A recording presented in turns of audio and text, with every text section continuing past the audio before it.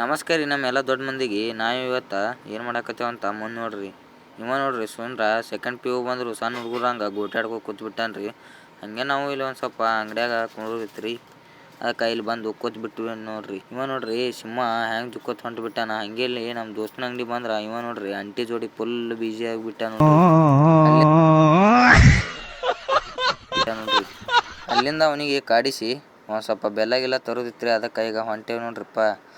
ನೋಡ್ರಿ ಸುಂದ್ರ ₹2 chocolate ಕೊಡ್ಸನ dance ಹೆಂಗ್ ಹೊಡಿತಾನ ನೋಡ್ರಿ.